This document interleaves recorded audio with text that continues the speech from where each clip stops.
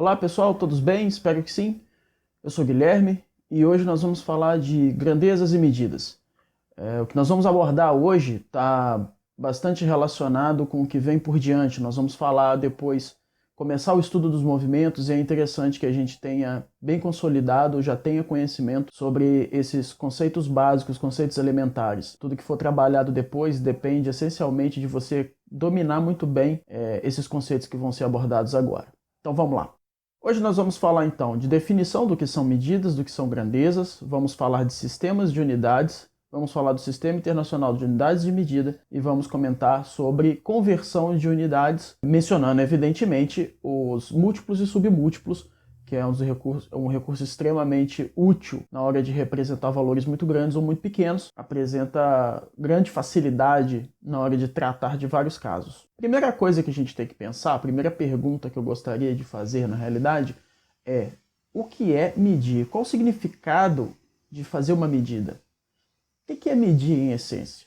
A gente fala em medir com muita facilidade. A gente fala em diversas situações. Mede essa mesa, mede essa porta aí, mede a janela para ver se vai caber tal objeto. Imagina que você quer comprar uma peça de mobília para sua casa. Você vai medir o espaço que você tem disponível para poder colocar aquela peça de mobília, obviamente. Você não vai colocar uma peça que não caiba num determinado espaço. Então você fala em medir o tempo inteiro, mas no final das contas, o que significa medir? E medir, em todas essas situações, a medida está relacionada exatamente com o mesmo conceito.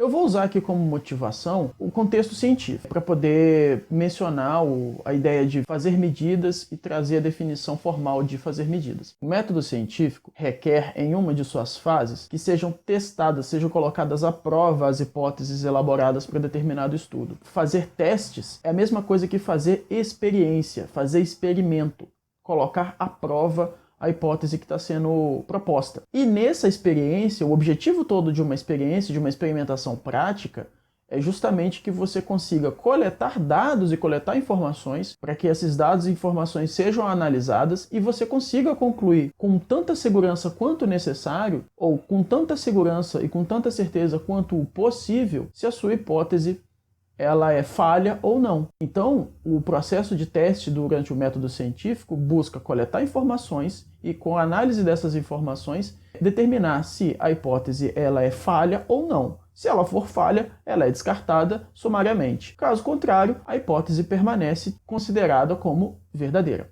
Bom, e nessa fase de coleta de informações, nessa fase de testes que existe a coleta de informações, evidentemente existirão as medidas. E aí, o que acontece com essas medidas e como são feitas essas medidas, e aí a gente volta. O que significa medir no final das contas? Bom, você pode imaginar que num processo de coleta de informação de experiências, durante a fase de experiência de uma pesquisa científica, se você quer avaliar, por exemplo, a temperatura de um objeto, as suas mãos, embora sejam muito práticas, não são uma boa ferramenta para você medir essa temperatura.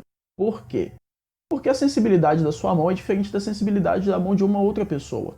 Isso pode te levar a conclusões equivocadas. Você tem que coletar informações de uma forma em que, independente de quem esteja fazendo a medida, o resultado seja o mesmo. Então, você usar as mãos como uma forma de medida de temperatura, se você quer ver se o seu leite está morno o suficiente para você colocar chocolate e tomar, beleza, é um ótimo método.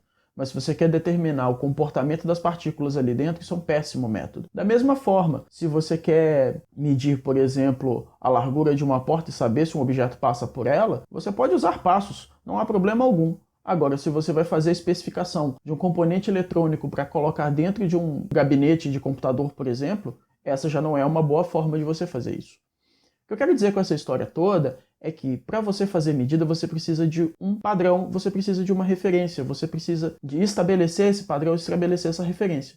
E aí a gente vem finalmente à definição de medidas. Medir é nada mais do que comparar algo com alguma referência. Toda vez que você está fazendo uma medida, você está fazendo uma comparação em essência. Quando a gente pensa em medida num primeiro momento, a gente pensa em medidas de distância, de comprimento, de largura e de altura. Mas não está restrito a isso. A gente pode fazer medida de diversas outras informações. Essas informações a gente dá um nome específico para isso. Vou falar em breve. Mas a ideia de fazer uma medida significa essencialmente comparar. Como uma imagem mental, você pode imaginar o seguinte: se eu quero medir o comprimento ou a largura de um objeto qualquer, basta que eu aproxime a minha referência do objeto que eu quero medir. Vou mostrar com um exemplo aqui para vocês. Aqui eu tenho uma caixa e eu quero saber, por exemplo, quais são as medidas do comprimento, largura, espessura dessa caixa aqui. Tá? Posso fazer isso de algumas formas. Eu posso, por exemplo, pegar uma régua, um instrumento como esse aqui, tá? Essa régua, ela tem marcações, ou seja, ela tem referência aqui, ela tem uma referência aqui escrita, e aí, se eu quero medir o comprimento, eu simplesmente faço a aproximação de um com o outro, e tá aí, ó, a medida está feita. Então a medida está feita. Então, de maneira intuitiva, fazer uma medida é fazer uma comparação. Se você quer medir, por exemplo, a largura de um determinado objeto, você pode pegar outro para poder usar como referência. Qualquer referência é permitida. Então, você pode, por exemplo, usar a sua mão aberta, a palma da sua mão aberta, para poder usar como referência, dependendo do contexto. Você pode usar o número de passos que você utiliza de um caso para o outro. É muito comum, por exemplo, quando não se há marcação oficial de campo de futebol e tem um pessoal, tem uma galera que quer jogar e tudo mais, você simplesmente conta os passos e marca com chinelo, com pedaços do que tiver. Você conta os passos e demarca ali, faz a demarcação que te interessa. Para essas aplicações funciona muito bem. Então, medir em essência significa comparar, significa fazer uma comparação com alguma referência. Qual referência? Qualquer referência. Mas o que a gente mede? Como eu disse, a gente pode medir várias informações. Que informações são essas? Que coisas são essas que a gente mede? E tudo que a gente mede, a gente dá o nome de grandeza. Então, cientificamente, grandeza é tudo aquilo que consegue ser medido. Portanto, tudo aquilo que consegue ser comparado com uma referência. Então veja, medir está relacionado a fazer uma comparação, a possibilidade de você fazer uma comparação. Sem comparação, não há medida. Então, o que eu conseguiria medir? Tudo. Não é bem assim. Não é tudo que você consegue medir.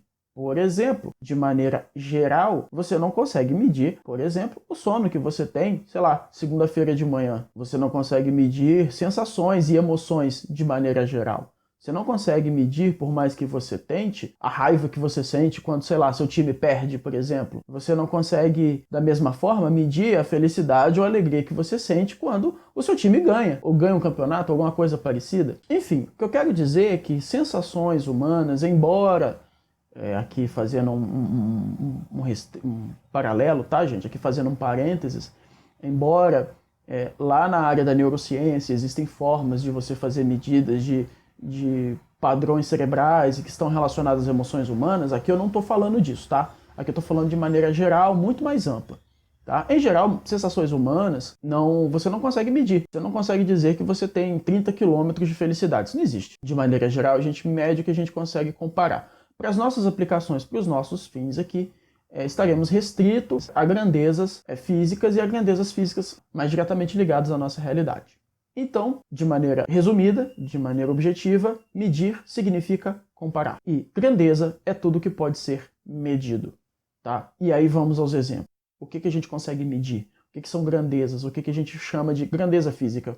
Tudo que pode ser medido, como por exemplo, comprimento, largura, altura, área, volume, velocidade, pressão, temperatura, força, massa, peso, tempo, várias são as grandezas e várias delas a gente vai trabalhar ao longo do curso aqui. Então todos esses exemplos são exemplos de grandezas, ou seja, coisas que podem ser medidas, podem ser comparadas. Primeira observação, importante aqui para fazer. Toda grandeza, para ser escrita, na hora de você representar, na hora de você escrever o valor dela, na hora de você escrever a quantidade dela, obrigatoriamente tem que conter, no mínimo, duas informações. Essas informações são o seu valor, o quanto que é a medida de fato, e a unidade de medida. E o que significa unidade de medida? Unidade de medida é nada mais do que o padrão que você usou. É você explicitar qual referência que você usou. Então, por exemplo, quando você fala que você mediu um comprimento, chamou esse comprimento de X, e você mediu o comprimento de uma mesa, por exemplo, e achou a largura, vamos pensar assim, e você achou 15 centímetros, o 15 é o valor que você encontrou na medida, é o resultado da sua comparação, os centímetros é a unidade que você está usando. Os centímetros é o padrão que você usou para fazer a medida. Ao invés de 15 centímetros, você poderia ter encontrado 15 polegadas. Nota que o número sozinho não faz muita diferença. Se você trocar de centímetros para polegadas, o significado ou a realidade que isso representa é completamente diferente. Então veja que você precisa necessariamente do valor, mas você precisa também da unidade de medida. Você precisa dizer qual o padrão que foi usado. Imagine que você faz uma medida de temperatura. Você vai pegar um aparelho que faça a medida de temperaturas e você encontra o valor 32. Só que se você fala que a temperatura da sala é 32, a informação não está completa. Você precisa dizer qual escala de temperatura que você usou. 32 graus Celsius? 32 graus Fahrenheit? Você tem que especificar. Aqui no exemplo eu coloquei 32 graus Celsius. Você vai medir a massa de um objeto, você tem uma balança, você vai pegar a massa de um determinado objeto e você determina que aquele objeto tem 8 kg de massa. Perfeito, você precisa do valor 8 e da unidade de medida, quilogramas, que foi a referência que você usou. Você vai marcar o tempo de um determinado evento. Imagina, por exemplo, que você está estudando o movimento de um objeto. Pode ser, por exemplo, um atleta correndo entre dois pontos, tá? Uma disputa de uma prova de atletismo e ele está fazendo um treinamento e você quer determinar quanto tempo que ele gasta para sair de um ponto e chegar até outro. E você encontra o tempo igual a 25 segundos. O 25 é o valor, segundos é a unidade de medida que foi utilizada. Sempre você precisa, no mínimo, da informação da quantidade e da unidade de medida que foi utilizada. Segunda observação, extremamente importante. Algumas grandezas, além de valor e unidade de medida, você precisa passar mais outras informações, mais duas informações complementares. Essas grandezas são chamadas de grandezas vetoriais. E as grandezas vetoriais eu já tratei com vocês em toda a primeira aula, aula 1, aula 2, tem bastante material sobre vetores e grandezas vetoriais para vocês, tá? Mas de forma geral, retomando o raciocínio, algumas grandezas então precisam de valor, unidade de medida, só que precisam também de direção e sentido. Você precisa informar todos esses dados para saber, para caracterizar completamente a grandeza. Exemplos de grandezas que necessitam, além de valor de unidade de medida, que necessitam de direção e sentido. Deslocamento, velocidade, aceleração, força, momento linear, momento de torção, enfim. Tem diversas grandezas que você precisa fornecer valor, direção e sentido, além da unidade de medida. Essas grandezas são chamadas de grandezas vetoriais. Bom, então como eu falei a vocês, para você fazer uma medida, basta você comparar com uma referência qualquer. E se não existe obrigatoriedade de você seguir nenhuma grandeza, existem várias possibilidades para você fazer medidas de diversas grandezas. Então nessa tabela eu coloquei aqui algumas grandezas, que certamente são conhecidas por todos nós, e algumas possibilidades de medida, algumas unidades de medida, ou seja, algumas referências, alguns padrões que podem ser utilizados. Então, por exemplo, você vai medir um comprimento, você pode usar centímetro, você pode usar milímetro, você pode usar metro. É claro que dependendo da situação, uma unidade de medida vai ser mais adequada, vai funcionar melhor. Por exemplo, se você vai medir o comprimento ou a largura de um livro, usar a escala em centímetros pode ser mais interessante. Se você vai medir, por exemplo, a altura de uma porta, a largura de uma janela, pode ser que metro seja uma escala mais interessante. Tá? Então, dependendo do caso, você usa uma unidade mais interessante, mais conveniente. A massa. Massa você pode utilizar grama, você pode usar arroba, você pode usar quilograma. Claro que dependendo da situação que você vai abordar, que você vai trabalhar, uma unidade de medida vai ser mais interessante, vai ser mais conveniente na aplicação. Mesma coisa para o tempo. O tempo você pode marcar em horas, você pode marcar em minutos, você pode marcar em segundos. Tudo depende da aplicação, qual unidade que você vai utilizar. E temperatura, você pode usar graus Celsius, você pode usar graus Fahrenheit, você pode usar uma outra escala de temperatura, que em breve eu comento. Então são algumas possibilidades. Bom, se você tem várias possibilidades, uma coisa que você poderia se perguntar é o seguinte: tá, e se eu resolver usar uma determinada unidade e uma outra pessoa que for fazer exatamente o mesmo trabalho que eu e usar a mesma grandeza que eu, medir a mesma coisa que eu, usar uma unidade diferente? Como que a gente consegue trocar a informação? Como que a gente consegue verificar se um está certo, se o outro está certo, quem que está certo, quem que está errado? Em outras palavras, imagina que num procedimento científico, num estudo que esteja sendo feito, num experimento que está sendo conduzido por duas equipes de pesquisa em lugares diferentes, são usados padrões diferentes. Na hora de colocar esses estudos, esses resultados em contato para discutir e saber se faz sentido ou se não faz sentido, teríamos um problema. Um problema na hora de interpretar a informação.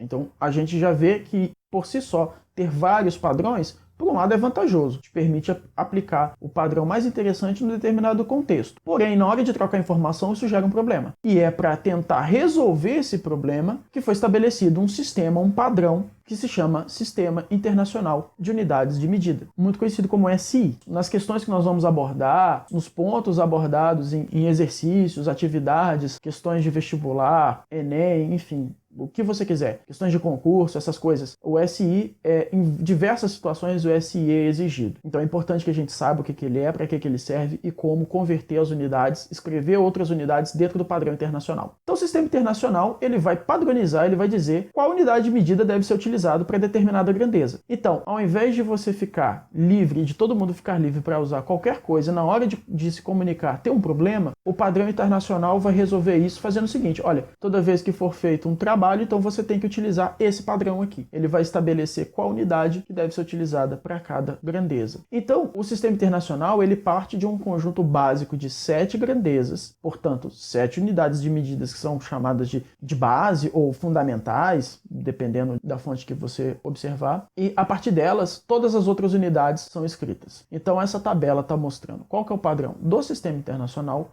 para cada uma dessas grandezas. Essas grandezas nessa tabela são as grandezas tidas como de base ou fundamentais. A partir dessas grandezas, todas as outras unidades de medida são obtidas com combinação das grandezas fundamentais ou grandezas de base. Então, no padrão do sistema internacional, a unidade para o comprimento deve ser metro. No padrão internacional, a unidade de massa deve ser o quilograma, a unidade de tempo deve ser o segundo, a unidade de temperatura deve ser Kelvin, que é a escala absoluta de temperatura. Quem estiver trabalhando com conteúdos aí normalmente abordados no segundo ano do ensino médio, tem um trecho só dedicado à conversão de escala de temperatura, como que você escreve graus Celsius em escala Fahrenheit e em escala Kelvin.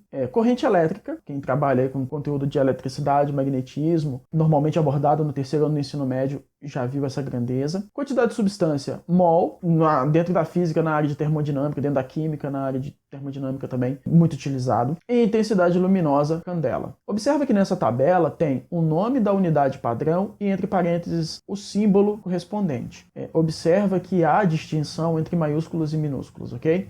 Então, se você usa M minúsculo, você está se referindo a metro. Se você usa um K maiúsculo, você se refere a Kelvin. Se você usa um A maiúsculo, você está se referindo à grandeza corrente elétrica, ampere. E assim por diante. Essas são as grandezas tidas como fundamentais ou de base. Alguns exemplos de grandezas derivadas, para vocês entenderem qual que é o raciocínio de eu vou fazer combinações entre as grandezas, entre as unidades básicas e obter as demais unidades. Então, se eu sei que no sistema internacional o comprimento é medido em metros, se eu for escrever a área dentro da unidade do sistema internacional, bom, a área de uma figura sempre vai ser comprimento vezes largura. Tá? Pensando de maneira mais simples, pensa que é uma figura retangular, por exemplo. Vai ser comprimento vezes largura. Então, se é comprimento vezes largura, são duas medidas de comprimento. É comprimento vezes comprimento. Comprimento é dado em metros, então você tem metro vezes metro, metro ao quadrado. Seguindo o mesmo raciocínio, o volume de um sólido, pensa num paralelepípedo por simplicidade, é sempre comprimento vezes largura vezes altura. Então, se eu multiplico as 3 grandezas, vai ser metro vezes metro vezes metro, que dá metro ao cubo, ou metro cúbico, se você preferir. Se a massa de um objeto é dada no sistema internacional em quilogramas, e a densidade de um corpo é dada pela divisão entre a massa e seu volume, então, no sistema internacional, a unidade padrão vai ser quilogramas dividido por metro cúbico. Então, esse raciocínio vai ser utilizado para diversas outras unidades. Por isso que é importante você conhecer qual que é o padrão internacional, conhecer pelo menos as unidades básicas e entender a definição das próximas grandezas que vão aparecer. Apenas olhando a unidade de medida, você consegue determinar qual informação que está sendo passada. Isso ajuda muito. É óbvio que em cada caso particular a gente vai tratar isso em mais detalhes. Agora observa a unidade padrão do sistema internacional para massa, que é o quilograma, que é o que está representado ali.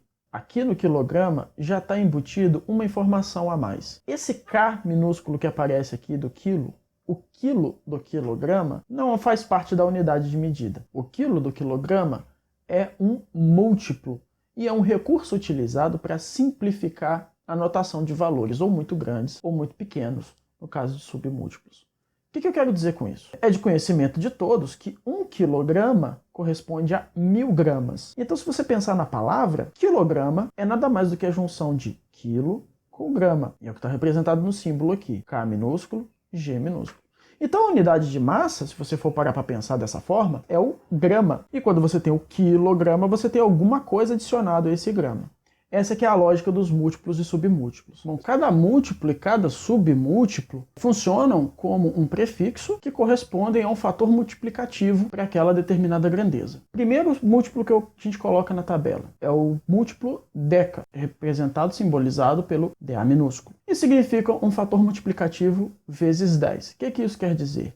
Pensa, por exemplo, na palavra década. A palavra década corresponde a um conjunto de 10 anos. Então, toda vez que você tiver o deca na frente, você tem o fator multiplicativo vezes 10. Assim, se você tiver decâmetro, você tem 10 metros. Da mesma forma, você tem o outro múltiplo, que é o hecto, representado por um H minúsculo, que corresponde ao fator multiplicativo vezes 100. Então você já deve ter ouvido falar, por exemplo, a palavra hectare. Hectare é uma grandeza que se refere à área e não comprimento. Mas você pensar que você tem um terreno retangular de 100 metros de comprimento por 100 metros de largura, você tem exatamente 1 hectômetro de comprimento e 1 hectômetro de largura. E, consequentemente, quando você multiplicar o comprimento pela largura, você vai ter 1 hectômetro quadrado, que corresponde a 1 hectare. O hecto do hectare vem do hectômetro, que por sua vez corresponde a um fator de multiplicativo de 100 unidades. Então, 100 vezes 1 metro, 1 hectômetro. Seguindo o mesmo raciocínio,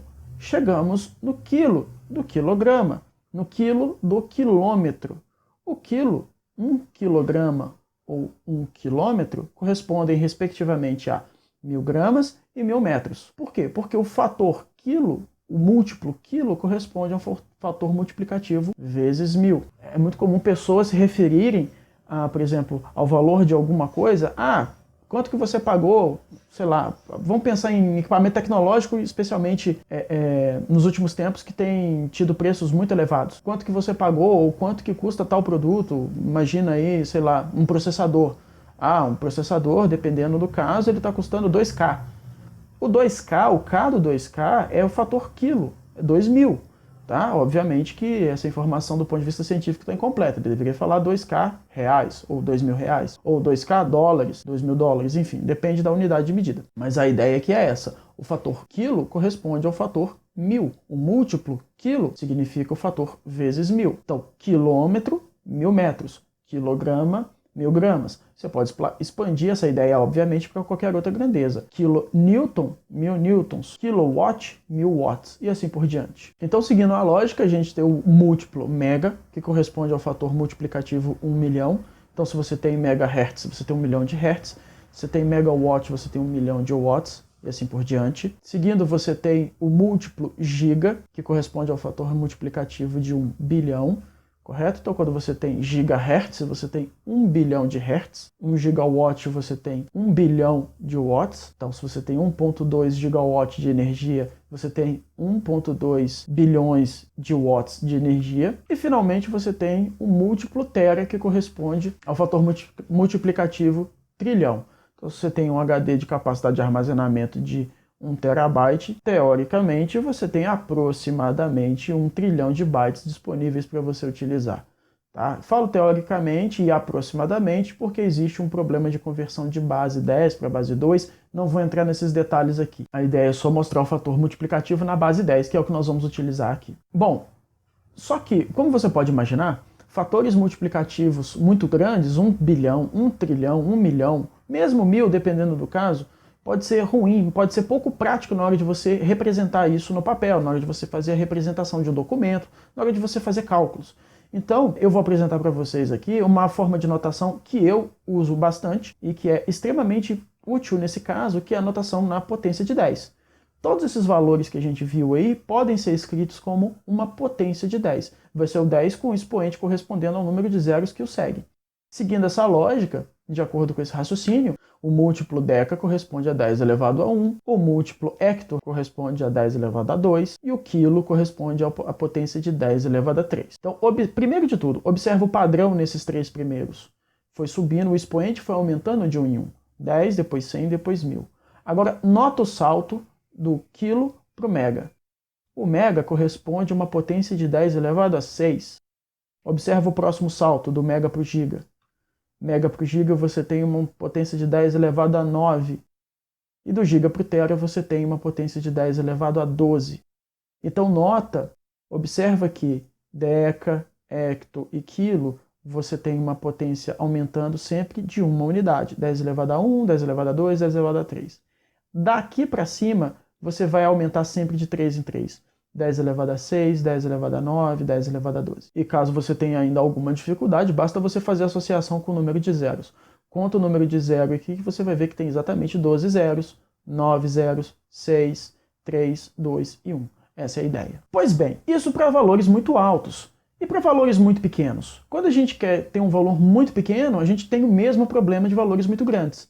Então, o recurso é o mesmo, só que ao invés de ser um múltiplo, a gente vai usar um submúltiplo. E aí, o primeiro submúltiplo que eu queria trabalhar com vocês é o dec.